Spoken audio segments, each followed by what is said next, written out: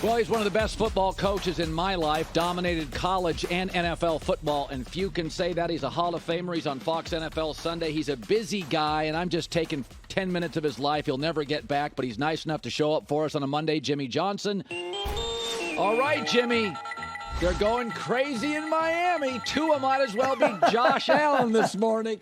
And I'm watching the game, and I am rooting for Tua because I think he's a really good kid. Right. I really like him. Right.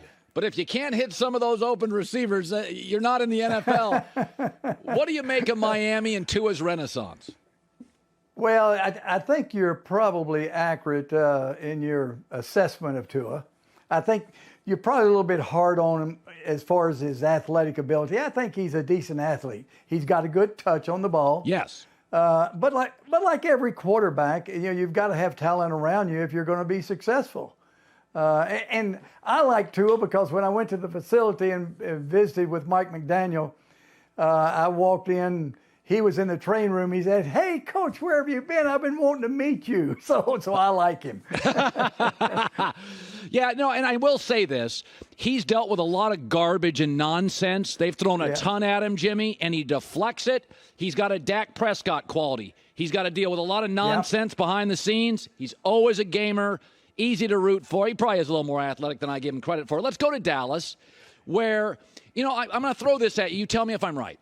I love Joe Burrow, but he didn't practice because of a surgery, and he didn't play in the preseason. By the way, same with Stafford. Didn't practice, had an arm injury, didn't play. Same with Brady. Left for 11 days, didn't play. They have all struggled. I think Cincinnati, Jimmy, will figure it out. But I think that their offense looks completely out of sync at times. Well, I think Cincinnati fell into a trap. They were thinking, no Dak Prescott, and we're going to blitz them every down, and we're going to give this quarterback a problem as far as Cooper Rush.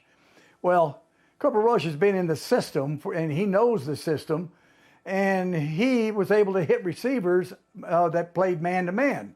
Because they've got pretty good receivers there in Dallas.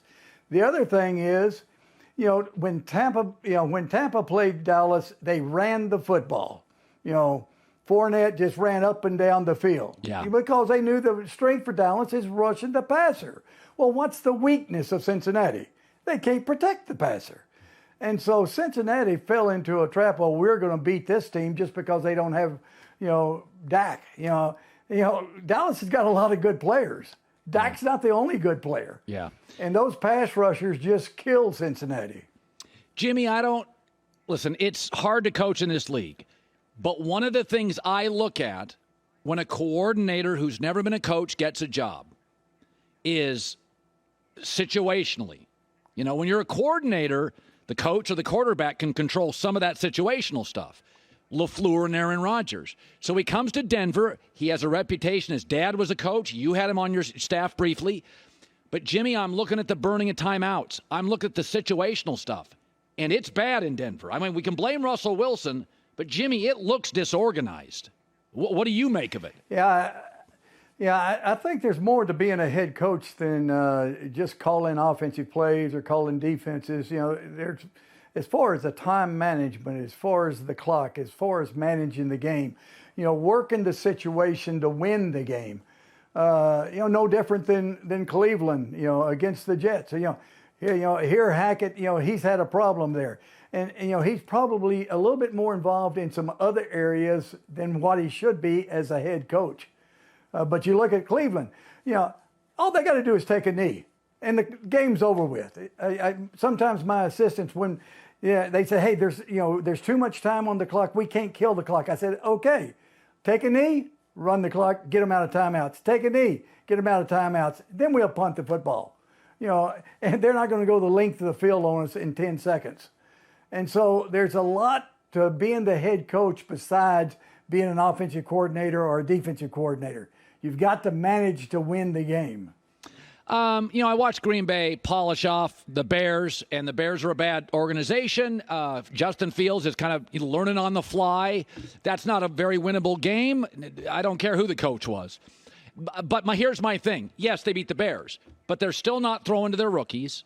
And we know Sammy Watkins' history is he's not going to be around for all 17 weeks. I think you have to attack the rookies and just say, guy, I thought last night was a great opportunity, Jimmy, to use those rookie receivers. Get them involved because you just got better personnel. I mean, Green Bay's got better players.